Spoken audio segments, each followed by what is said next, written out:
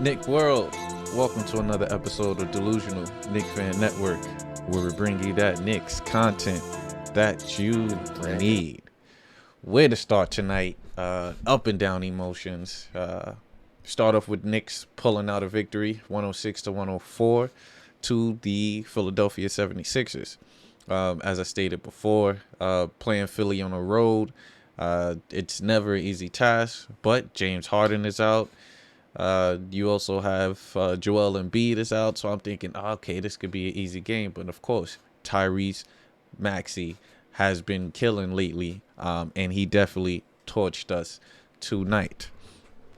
But on the Knicks end, we had Quentin Grimes starting tonight. Knicks needed to switch it up after a pretty much 3-game losing streak. I've stated before we needed to shake up the starting lineup, and Thibs did. Why? Because I believe that the organization started to get in his ass. Excuse my language. And we saw a completely different Coach Thibs tonight. Because the Knicks, we was pretty much down for most of the games, kind of battling back and forth. We were down in the early third quarter, and Thibs surprised us all, ladies and gentlemen. Thibs surprised us all. I'm gonna jump straight into it. We had a lineup of Jalen Brunson, R.J. Barrett, Cam Reddish, Toppin and Julius Randle. Just let that sink in. Yes, a couple of factors did occur in the game, why that happened. Mitchell Robinson went down with an injury, which Mitch and his injury woes. Definitely prayers up to Mitch, but this might open up more minutes for Hartenstein, who played phenomenal. We get to see Jericho come in and get some minutes with him. Hopefully he could get his feet wet, but to throw Q Dot in the starting lineup, and these guys getting more minutes, definitely need some more practice behind that. And I'm not gonna lie, I want to see Mitch sit out 2 more games so that we can see this. Why? Because Thibs opened up Pandora's box. We cannot go back to not seeing Obi Toppin and Julius Randle on the floor together. Even defensively, yes, it was some tit-tat files there, but we switched. We were switching everything, guys. Do you know when you switch everything, you do not allow the team to hit corner threes? You're staying in front. This is what we asked for Thibs. Like, you're finally doing in-game adjustments. What was so hard about that, Thibs? Like, you really that stubborn? But you went to the in-game adjustments. You saw it was not working. Why? Because you know you're on the hot seat now. Right? They got the pot sitting in there. You in the pot. We got the flame to it. You boiling. You sizzling bacon right now. You are ready to be taken off the pan. So now you want to make adjustments, which was so needed because we was literally heading towards losing this game. We could not stop Maxey to save our life. But you actually went with defenders on the court with Cam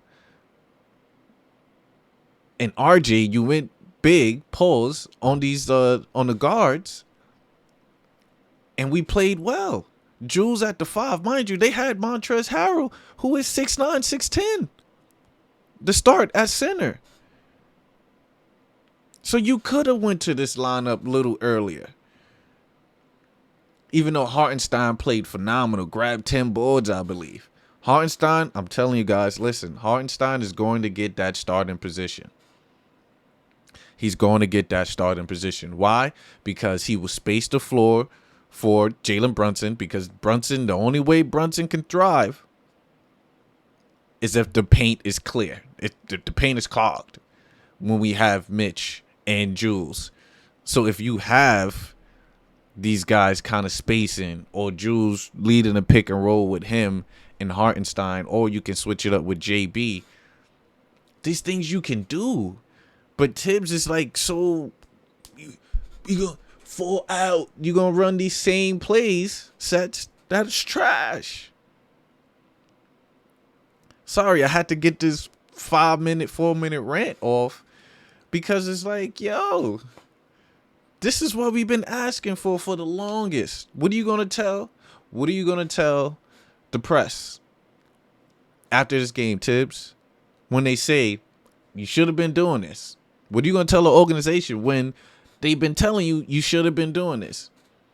Yes, this is without Joel Embiid and James Harden, but we finally got our first road win, which was needed.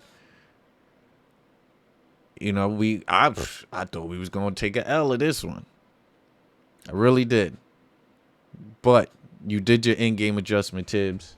I'm proud of you, Thibs. This is only step one, though. You're still on the hot seat with me. You're still on the hot seat. But I am proud. I am definitely proud, Thibs. So let's go take it to the stats, ladies and gents. Let's take it to the stats. You know I'm a stat guy. But RJ Barrett, 8 for 16, 50%. It's still a three-point shooting for me, which is a big issue for us. It's a big issue. I'm cool with you taking 4 3-point shots a game, Julius. Pardon me, RJ. Sorry, I'm getting ahead of myself. RJ, 4, please. Just take 4. If you're not 2 for 4, then that's it. You done. I know the game dictates the shots, and you unconscious player. If you're open, you're gonna shoot it, but you're not dropping them, my boy. You're not. 25%. All right. We shot horrible as a team from 3. Horrible. All right, but you still had 22. You still had 9. I'm good with the 50%. It's just those 3-point shots. I don't like those 3-point shots. That's just me personally. Let me know how you feel in the comments regarding RJ Barrett's attempts. Jules, like I said, I'm loving this Jules, even though this Jules is not efficient for shooting. It just feels like he's just letting the game come to him. He's not forcing it. I don't have to be the number one, and I appreciate that, Jules. I truly appreciate that. I really do. Even though you're shooting 1 for 5 for 3. 2 threes for you per game, Julius. That's it. Those shots ain't dropping. Don't shoot. Don't shoot. 4 for 5 free throws. Great. 10 rebounds. I appreciate that. Your 5 assists. Because look at those turnovers, Jules. 6. We have been turnover prone. I know you try to do it on your own. No bueno. Then, of course, Mitch with the injury. We expect Mitch to miss at least 20 games each season due to it's always an ankle situation with Mitch or knee or finger. So prayers up to Mitch, speedy recovery. But you can take some games off now. We got something new heading here. We got something new brewing, and that's Obadiah Toppin and Julius Randle on the court at the same time. Or just Obi getting more minutes, period, now.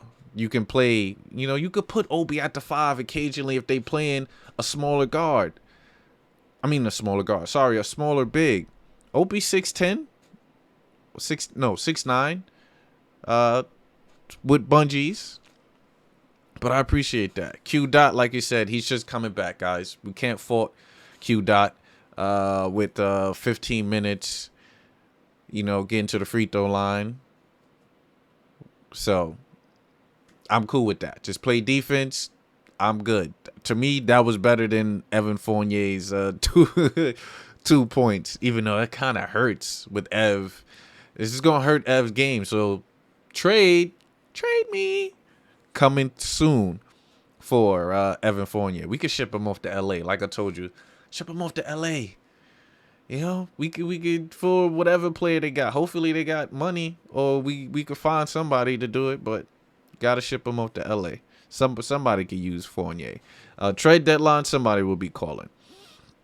And then sorry, I'm jumping the gun, but Jalen Brunson. My only issue with JB is his 3-point shooting. We said it before, JB, you're not a 3-point shooter. You're a spot-up 3-point shooter, but a lot of your shots are off the dribble. Pull up. That's not your game, JB. Stick to your game. You're a smart player, smart IQ player. Stick to your game. Stay in the perimeter. Yes, I know it's been tons of bigs, pause, down in the paint, and you're sitting there playing that great, you're playing your game, but you're getting trapped in there. And I know you thinking shoot some threes or free it up, but threes ain't dropping. But I appreciate you only taking 4. That's the limit. If you're literally not hitting and you hit 4 attempts and you're like 1 for 4, that's it. You're done. You're good. You're good. And Quick got to find his game. But I'm still thrilled with what's transpiring, what's taking place. Hartenstein, for me, I can't say the player of the game because the player of the game is Opie, but you came in second for me. Why? Because of that 10 boards that you grabbed. 4 offensive, 6 defensive. That was crucial with your 3 blocks. Sir, thank you. Then, of course, you're 4 for 8, 50%. I appreciate that, you and your baby floaters. But then the player of the game goes to Opie. I should say Obadiah Toppin, because look, in 20 minutes, 6 for 10, the most efficient Knicks player on our roster. 3 for 6 for 3-pointers, right? 6 for 10 from the field, period, with 60%. Opie. Of course, we getting some turnovers. Of course, there's some fouls. We know we're going to get that with Opie. But let's go, Opie. And then, of course, Cam going perfect. Cam was perfect, except for his 3 personal fouls. But Cam went perfect tonight in his hometown in Philly. What more can we expect from my Knicks going forward? Thibs, this is on you, sir.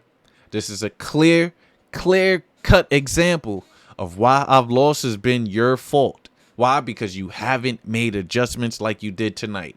What changed? We all know. Your ass is on the hot seat. That's what changed. That's clearly what changed.